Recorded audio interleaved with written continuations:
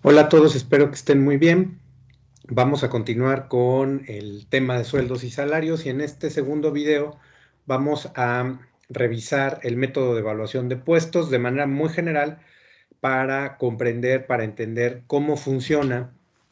Hay distintos tipos y distintas maneras de hacer evaluación de puestos, pero como una herramienta, una metodología que nos permite tratar de identificar los principales elementos y componentes que están relacionados con la ejecución de un trabajo, cómo ese trabajo contribuye a los objetivos generales de la organización y en relación con ello, cuánto debiera ganar, ¿no? Sobre todo el método de evaluación de puestos nos puede permitir establecer niveles salariales competitivos, justos y de acuerdo a las contribuciones de cada puesto, de cada actividad que se hace en la organización. En términos generales, podemos decir que la evaluación de puestos es un proceso que nos va a permitir analizar factores específicos que tienen que ver con el contenido de ese mismo puesto. ¿Cuáles son los factores clave que están relacionados con lo que se hace en ese puesto? ¿Cómo los podemos clasificar, organizar y que de alguna manera este análisis nos permite identificar la complejidad de lo que se hace, la dificultad, el tipo de esfuerzo, el tipo de contribución, si es más física o intelectual, por ejemplo, y sobre ello, también comparando desde luego, como ya habíamos mencionado, con el mercado, cuánto es lo que debería ganar esa persona. Como habíamos dicho en el video anterior, hay que considerar, bueno, las capacidades y desde luego la generación de valor y de ingresos que tiene la propia empresa y qué tan productiva y competitiva es, pero por otro lado también cuánto está pagando el mercado por un mismo tipo de puesto, ¿no? Como puede ser un gerente de mantenimiento o un encargado responsable o coordinador de cafetería o restaurante, o un mesero, un garrotero, dependiendo del tipo de organización y también la industria, en un mercado muy específico, etcétera. Todo eso es algo que tenemos que considerar. Pero la evaluación de puestos nos permite identificar cómo podemos jerarquizar un puesto. Si vemos, por ejemplo, puesto contra puesto, como vemos en la diapositiva, en la base de comparación, bueno, a ver, un mesero contra un garrotero, contra un coordinador de eventos, bueno, ¿cuáles son los elementos que estamos utilizando para comparar en relación con, por ejemplo, escolaridad, experiencia, esfuerzo físico que se requiere, etcétera? Sobre eso jerarquizar esos puestos para que en base a ciertos factores los podamos comparar. Y también hay, digamos, un puesto contra un criterio específico, ¿no? Entonces, un puesto contra un criterio de evaluación, en qué nivel o en qué grado se sitúa, como por ejemplo puede ser escolaridad o puede ser una competencia específica que requerimos que tenga ese puesto, y en relación con el nivel en el que necesitamos que esté en ese elemento o en ese criterio, bueno, cuántos puntos a lo mejor le vamos a dar en relación con el nivel en el que tiene que estar, ¿no? Entonces, en términos generales, en eso consiste un sistema de evaluación de puestos. Y aquí, básicamente, sobre todo, casi todas las metodologías de evaluación de puestos se basan en comparar ciertos factores clave. Y hay una propuesta de Eugene Bench que propone 5 factores generales que tendríamos que analizar o comparar a la hora de evaluar un puesto. Prácticamente todas las metodologías que se utilizan y las más populares en el mercado, digamos, como puede ser la de Hay, están inspiradas, basadas en los famosos factores de Bench, de este señor Eugene Bench, que propone que hay 5 factores clave que hay que determinar para ver cómo evaluar un puesto y comparar cada puesto, qué tanto requiere de cada uno de estos 5 factores. Es decir, el primero serían requisitos mentales y esta parte más intelectual o cognitiva que requiere la realización de una actividad en un puesto específico.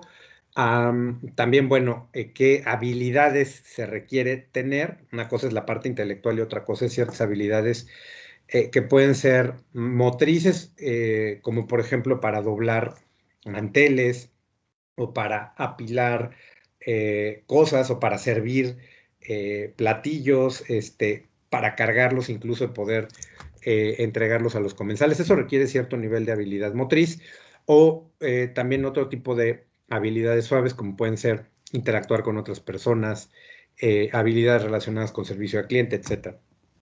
Requisitos físicos que de repente algunos puestos sí necesitan, ¿no? En algunas industrias determinadas en cuanto a resistencia, por ejemplo, ¿no? El nivel de responsabilidad que tiene una persona que ocupa un puesto por el manejo de activos, de herramientas de trabajo, por la responsabilidad para coordinar a otras personas, etcétera, que ese es un elemento importante, y las condiciones de trabajo. Si mi trabajo lo voy a hacer sentado en un escritorio o si mi trabajo implica cierto riesgo porque tengo que ir, por ejemplo, ahora en las condiciones en las que estamos todos, pues, tener que ir a un lugar de trabajo, un restaurante, una oficina, y entonces el estar un poco más expuesto a un contagio, ¿no? O realizar trabajos en alturas, por ejemplo, o en la intemperie. Entonces, esas situaciones nos pueden hablar un poquito de cuáles son las condiciones de trabajo. Y estos son los 5 factores que tenemos que comparar y que revisar. Un criterio, como habíamos señalado al principio, tiene que ver con jerarquizar los factores y podemos empezar a ver por puestos cuáles son los más importantes, poniéndolos en un primer lugar, ¿no? Por ejemplo, pensando como vemos en la diapositiva, que está tomando un ejemplo del texto de Chavenato que estamos utilizando en este curso para revisar la parte de sueldos y salarios. Puede ser que para un encargado de aseo, lo más importante o el factor más importante a considerar por el tipo de trabajo que se realiza, pues es la parte de requisitos físicos.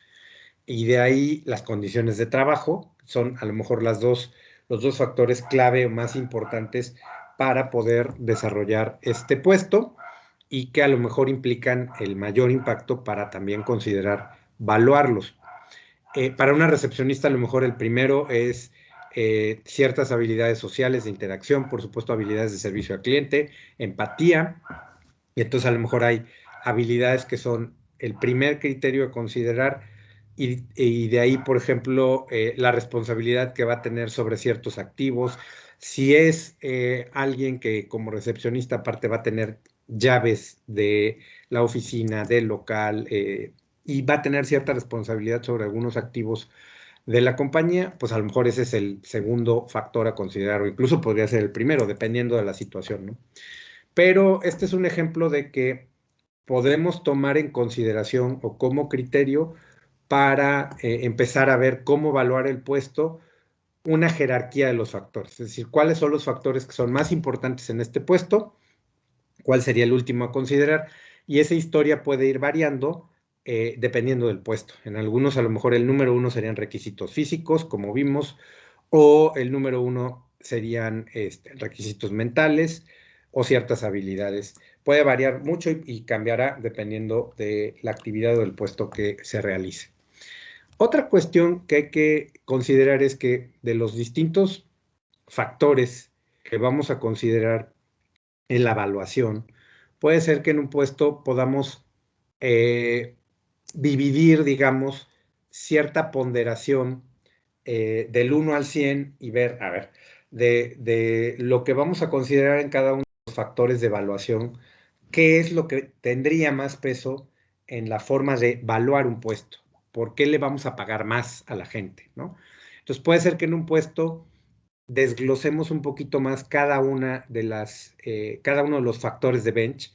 Entonces, a ver, si cuando decimos requisitos mentales, ¿eso qué significa? Ah, bueno, cierta preparación básica, habilidades básicas, por ejemplo, que podrían ser numéricas o verbales, o la experiencia anterior en un puesto y todo lo que la gente pudo desarrollar cognitivamente por su experiencia anterior y todo lo que ha vivido en otros trabajos, y una parte de iniciativa o ingenio, ¿no? Por ejemplo, como vemos también aquí en la tabla. Requisitos físicos lo desglosamos en el esfuerzo físico que hay que hacer para realizar la chamba todos los días. Por ejemplo, alguien que tiene que cargar bultos o mover cajas en un almacén, bueno, a lo mejor ese tiene una ponderación muy alta, pero nos referimos al esfuerzo físico que hay que hacer y también en algunos puestos para identificar, por ejemplo, errores de calidad, cuál es el nivel de agudeza visual o de concentración mental que debemos de tener para realizar una actividad. Y así desglosamos todo. Y como vemos en el ejemplo, podemos darle una calificación. En este caso, este puesto en particular que vemos se evalúa en esta tabla, el elemento que más peso tiene, haciendo el desglose sobre los factores de bench, es el de la experiencia anterior. Eso es lo que más pesa y lo que más nos importa y lo que más va a poner en práctica o va a poner en juego en relación con la actividad que va a realizar. Por ejemplo, esto podría ser como muy claro en una posición de consultoría o en una posición de asesoría a clientes, en donde lo más importante que necesitamos que hagas es utilizar tu experiencia anterior. Y quizá si vemos los factores de ponderación, lo más importante son requisitos mentales, ¿no? Porque en global pesan un 50% de la evaluación del puesto y lo demás está prácticamente distribuido entre otros. Pero algo importante que de repente también hay que hacer, que hay que identificar en un proceso de evaluación de puestos, es como desglosar de los mismos factores de bench, de los factores básicos que vimos de evaluación de puesto, cuáles serían elementos específicos o cuáles serían como criterios un poquito más detallados y sobre ello hacer una ponderación de qué es lo que más pesa y qué es lo más importante a considerar dentro de un puesto o una actividad que estamos revisando. Otra cuestión, otro elemento importante que se hace en un proceso de evaluación de puestos es de manera general para toda la organización, establecer una serie de grados y a lo mejor ubicando grados y, digamos, ponderaciones que específicamente podamos tener para cada uno de los grados o puntos en los que podamos dividir cada uno de los grados, poder jugar con esta tabla asignándoselos a un puesto dependiendo de qué tanto importa ese factor o qué tanto importa ese requisito específicamente. Como vemos en la tabla, igual en base a los factores de bench tenemos, por ejemplo, requisitos mentales, ¿no? Y entonces tenemos las mismas categorías que vimos en la tabla anterior. Básicamente, bueno, de estas categorías, ¿cómo podríamos hacer una tabulación por niveles? Habrá puestos que requieran muy poquita instrucción esencial, si vamos uno a uno, y entonces que no sea tan importante ese factor a considerar, y a lo mejor le demos un 15% o 15 puntos, digamos, y consideremos asignar 90 puntos para el grado más alto. Aquí vamos a establecer puntos que específicamente vamos a distribuir. A lo mejor en algunos puestos quizá lo más importante sea esto o este factor y entonces pese 90 puntos. Y 15 puntos para puestos en donde esto no es importante. Y lo mismo vamos haciendo con cada uno para crear una especie de tabulador, una tabla que nos diga por grados. Entonces, identificar más fácil. Bueno, si estamos hablando de iniciativa, pues habrá puestos en donde la verdad a iniciativa le vamos a poner un 15 porque no sea tan relevante. A lo mejor necesitamos un 90 o un 75 en otros puestos. Y entonces aquí vamos a ir creando como niveles para cada uno de los factores en los que vamos a evaluar un puesto. Entonces podemos tener una tabla. Estos números pueden variar dependiendo del tipo de escala o de puntaje que nosotros queramos utilizar. Pero digamos que de manera ilustrativa, Chavenato, el autor del texto que estamos revisando, usa esta tabla para explicarnos que cada uno de los factores puede tener una evaluación de este tipo, donde, a ver, grado A, que puede ser el más bajo en esta lógica que nos presenta el ejemplo, pues quiere decir que el grado A requiere muy poquito de ese factor. Y el grado F, que quizá el mayor peso del puesto puede estar en ese factor particularmente, ¿no? Entonces, sobre eso asignamos puntos y tenemos esta especie de tabulador. Habrá puestos en donde solo requieras que estés sentado y a lo mejor tiene un valor de un 6 o un 5, y a lo mejor habrá puestos en donde el esfuerzo físico sea muy importante y pueda hacer que el grado F requiera 30 puntos, 35 puntos o 40 puntos, dependiendo, ¿no? Entonces, también aquí hay que considerar de todos los puestos que tenemos en la organización, cuál es el puntaje máximo que le podríamos dar a un requisito en un momento dado, en toda la gama de posiciones o de actividades que vamos a hacer. A lo mejor digamos, bueno, lo que hacemos aquí, a lo mejor en esta organización que es una agencia de viajes o una agencia turística o de promoción turística, quizá casi todo es intelectual. Quizá los requisitos mentales o la parte de habilidades específicas, que aquí ya no aparece en esta tabla, tenga el mayor puntaje entre toda la gama de puestos que hacemos. Pero, por ejemplo, en un almacén o en una empresa que se dedica a cuestiones logísticas y en donde hay mucho trabajo manual, quizá el grado de requisitos físicos o de esfuerzo físico en la mayor parte de los puestos pues tenga un puntaje de 80, de 90, de 70, ¿no? Insisto, aquí nosotros en la organización, en cada empresa vamos a decidir el máximo de puntos o cómo vamos a distribuir del 1 al 100, del 1 al 200. Ahí podemos ser muy creativos, pero la lógica es esta, ¿no? Crear como una especie de tabuladores en donde digamos, bueno, ¿cuál es el nivel mínimo y el nivel máximo que vamos a utilizar o con el que vamos a poder asignar puntos, dependiendo del puesto, de lo que requiera el puesto y lo que hacemos en general en la organización, ¿no? Quizá, por ejemplo, como vemos en esta tabla, aquí estamos hablando de una organización en donde el mayor peso de puntos se lo lleva la experiencia anterior, ¿no? Quizá necesitamos gente con mucha experiencia para la mayor parte de los puestos que tenemos, y este es el tipo de factor que tiene mayor peso. Lo que menos peso tiene son los requisitos físicos y va desde un 6 hasta un 36 en número de puntos, ¿no? Pero depende de la organización y del tipo de actividad que hacemos, esta historia cambiará. Pero básicamente esta es como la idea para crear un tabulador o una escala de rangos por puntos para que en base a ello se lo podamos asignar a cada uno de los puestos. Ahora, esto va a depender también de una descripción específica. Y si decimos, a ver, si nos vamos elemento por elemento o factor por factor que vamos a utilizar para evaluar. Si hablamos de instrucción necesaria, ¿no? Que es uno de los que estamos analizando o describiendo y que tenemos en la tabla anterior.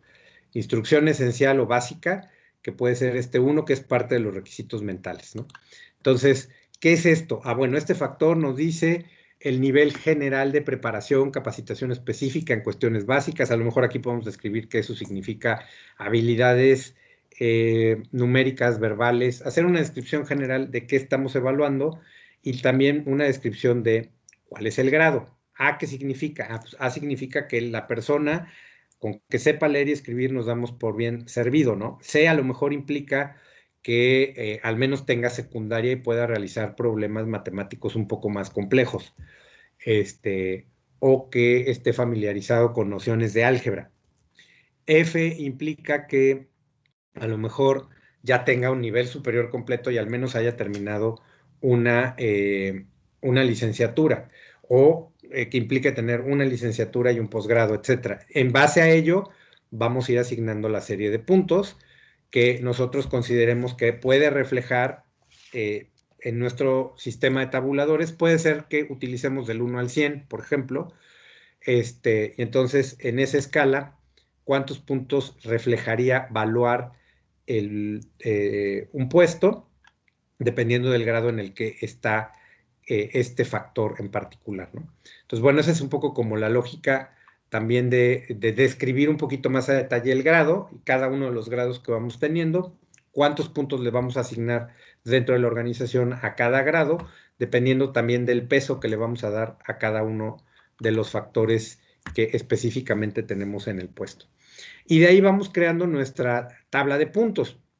Nuestra tabla de puntos puede ser que puesto por puesto, por ejemplo, veamos, aquí hay una mecanógrafa y una mecanógrafa puede tener, por ejemplo, un nivel B en instrucción de todo nuestro tabulador que tuvimos de cada uno de los factores. Requerimos a nivel instrucción que esté en B. A nivel experiencia previa necesitamos que esté en A. Y a lo mejor en iniciativa también en A y en ambiente de trabajo en A, ¿no? Entonces, eso implica ciertos puntos y básicamente eso nos va a dar un total de puntos para este puesto. Aquí la tabla está abreviando solamente 4 factores de evaluación, pero seguramente hay muchos más. Y entonces, por cada puesto vamos haciendo lo mismo. Esto implica que también en la organización vamos a valorar por lo que hacemos en la empresa ciertos factores mucho más, como decía, en una empresa logística, en una empresa de transporte, de carga de artículos, quizá los requisitos físicos y la experiencia sean 2 factores que pesen mucho más en todo lo que hacemos. En una agencia de publicidad, desde luego, ciertas habilidades creativas, iniciativa y a lo mejor experiencia previa, a lo mejor sean los que más pesen y más vamos a valorar entre los puestos que vamos a hacer. Y sobre ello, sobre la tabulación que hicimos de cada uno de los factores, pues vamos a ver en qué nivel necesitamos a cada uno de nuestros puestos, cuántos puntos significa eso, para saber cuántos puntos es el que va a representar la evaluación de cada uno de los puestos que tenemos dentro de nuestra organización. Y entonces, con esa lógica, a lo mejor tenemos un reclutador, por ejemplo, en este caso, que tiene 400 puntos, un supervisor, a lo mejor estamos considerando que tenga 546 puntos. Aquí vemos una secretaria bilingüe, que los puestos de secretaria prácticamente están ya en un museo, y esta es una versión viejita del libro, pero que tiene 417. A lo mejor hay factores que pesan más y acercan un poco este puesto en el nivel supervisión, pero el nivel supervisión a lo mejor tiene mayor responsabilidad y la responsabilidad vale más puntos en nuestra tabla y en el sistema que nosotros utilizamos y decidimos para evaluar el puesto. Entonces, particularmente todo esto es lo que hay que considerar. Esto va a cambiar y va a ser distinto por empresa, dependiendo de la naturaleza de la empresa, del tipo de cosas que necesitamos hacer, de nuestra cadena de valor, de cuál es el valor que creamos también para nuestros clientes y nuestro mercado, y por lo tanto, qué es a lo que le vamos a dar más peso, como ya había explicado previamente. Pero este es digamos, el camino metodológico para asignar los puntos. Y los puntos valen generalmente dinero, es decir, detrás de un punto puede estar, digamos, cierto número de pesos o cierta cantidad de pesos en términos mexicanos, desde luego, que le vamos a pagar a alguien en una organización. Generalmente también esto tiene que ver con un análisis más complejo de ver cuál es el nivel de productividad que tiene la organización y, digamos, de la productividad total, cómo la vamos a distribuir entre el máximo de puntos que tenemos distribuidos en la organización. Tiene que ver con, digamos, todo lo que hoy vale nuestro sistema de compensaciones y lo que le pagamos a la gente en total, distribuido entre el número de puntos totales de todo el tabulador que hemos preparado previamente, y le asignamos un valor promedio a cada uno de los puntos para determinar cuál debiera ser, por el número de puntos que determinamos para un puesto, el sueldo que debiera tener en esta organización, ¿no? Entonces, a lo mejor un punto puede valer, si hacemos ese análisis en la empresa, dependiendo de nuestros ingresos promedios, de cuánto estamos pagando ahora en nóminas, la capacidad productiva que tenemos para poderla distribuir entre nuestra gente, pues a lo mejor en ese análisis cada punto puede valer 100 pesos, 150 pesos, 200 pesos, y sobre ello, al mes o a la quincena, dependiendo de la frecuencia de pago que tengamos, y sobre ello le vamos a dar ya una cantidad específica quincenal o mensual, dependiendo de los puntos que tenga ese puesto, ¿no? Por poner un ejemplo muy general. Y digamos que hay metodologías mucho más detalladas, más refinadas, más complejas. Hay varias empresas de consultoría que se dedican, están muy especializadas en compensaciones, sueldos y salarios y que desarrollan propuestas de niveles salariales para distintas empresas, pero basadas en esta metodología que en términos generales estoy explicando, que es la metodología de evaluación por puntos, que tiene muchas variantes y que de alguna manera puede servir como para determinar cómo asignar un sueldo o un salario justo a nuestros colaboradores dependiendo de ciertos factores de evaluación, como lo explicamos previamente, ¿no? Es un poquito complejo, pero para tener una idea general de cómo funciona la metodología, que también describe más a detalle Chavenato en el capítulo que ahorita están leyendo.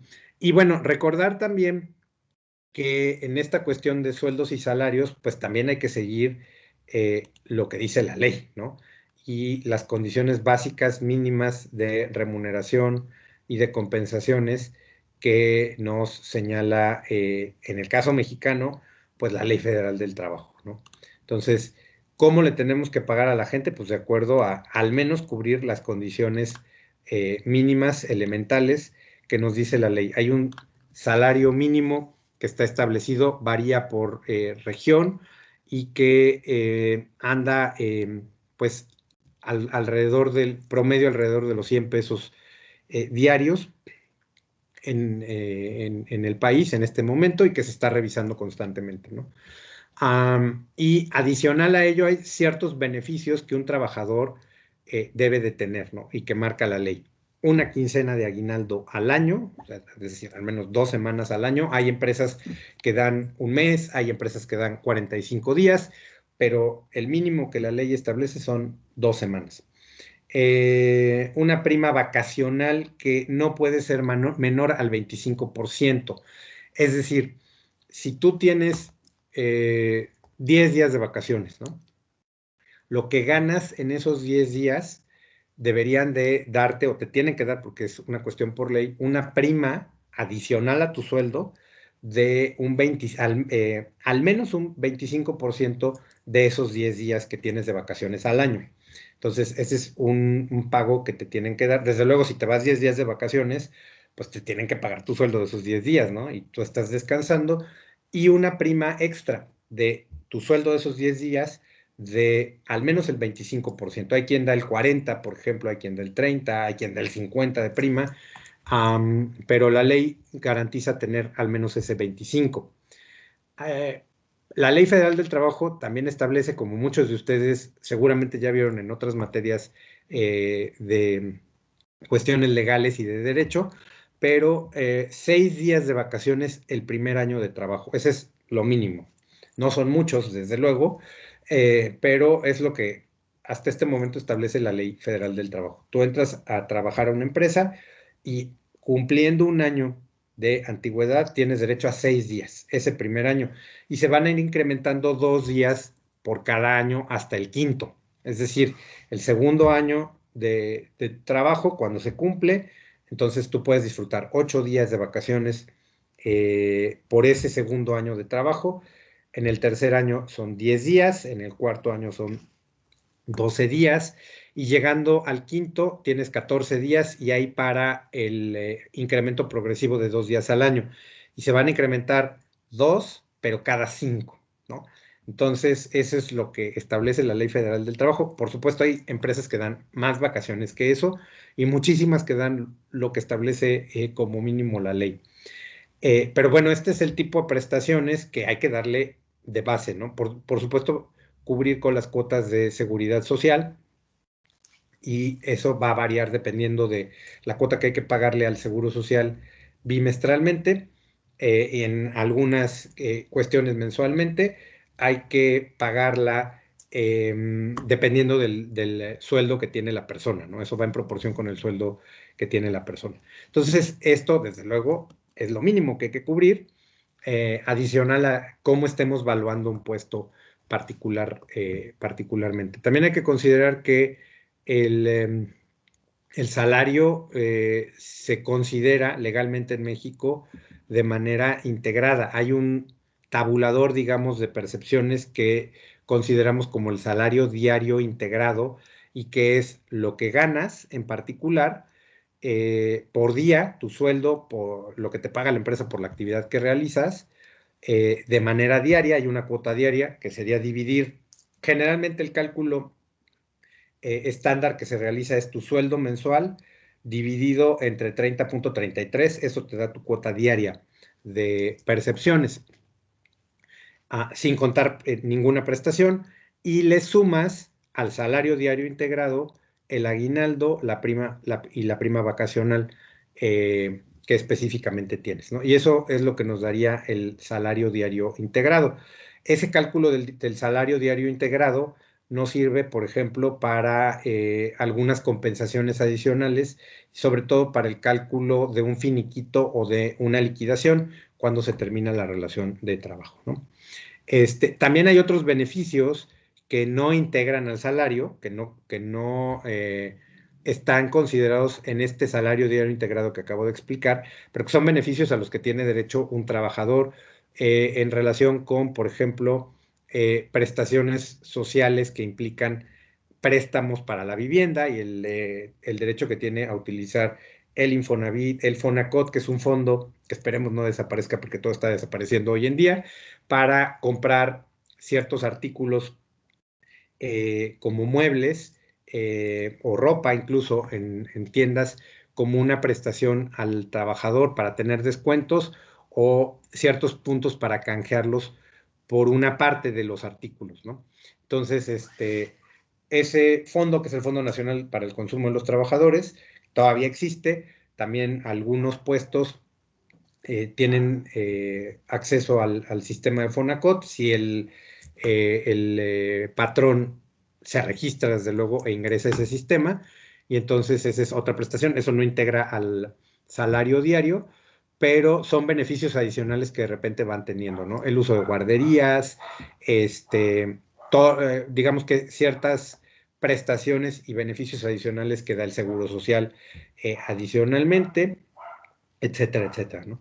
Y también todo lo extra que de repente algunas empresas en lo particular le dan a sus trabajadores, como pueden ser descuentos en comedores, uso de instalaciones para hacer ejercicio, gym, actividades recreativas, etcétera, ¿no? Todo eso pues permite incrementar o mejorar el nivel de vida económico. Veíamos, por ejemplo, algunos beneficios extras muy superiores a lo que dice la ley en el video que revisamos en la unidad 1 en relación con el hotel de Xcaret, que me parece que sí lo posicionan desde esta perspectiva de sueldos y salarios muy por encima de quizá muchos hoteles en México. Claro, a lo mejor comparado con el sector, con las cadenas que tienen presencia en Cancún o en la Riviera Maya, pues a lo mejor no está tan disparatado, pero considerando otro tipo de hoteles o lugares en el país, pues desde luego que sí, hay mucha gente que viendo esos beneficios quisiera trabajar ahí e irse a vivir a Cancún, ¿no? A lo mejor no hay tantos puestos de trabajo y que nuestra industria desafortunadamente en estos momentos pues está muy golpeada. Pero bueno, con esto terminamos el panorama general de esta parte de sueldos y salarios. Espero que estos dos videos sean útiles o hayan sido útiles para revisar esta unidad. Y bueno, si tienen alguna duda o algún comentario adicional, pueden, desde luego, y los invito a mandarme cualquier mensaje para poderlo resolver. Y bueno, que esto nos permita concluir la revisión general de esta unidad, desde luego, más lo que ustedes ya leyeron, para poder hacer las actividades de aprendizaje de esta penúltima unidad que tenemos en el curso. Pues espero que sigan avanzando de manera muy exitosa en el semestre, en este curso, en las otras materias que tienen. Y pues bueno, ya estamos muy cerca del fin para prepararnos para el cierre del semestre. Que estén muy, muy bien. Cuídense mucho y pues seguimos en contacto.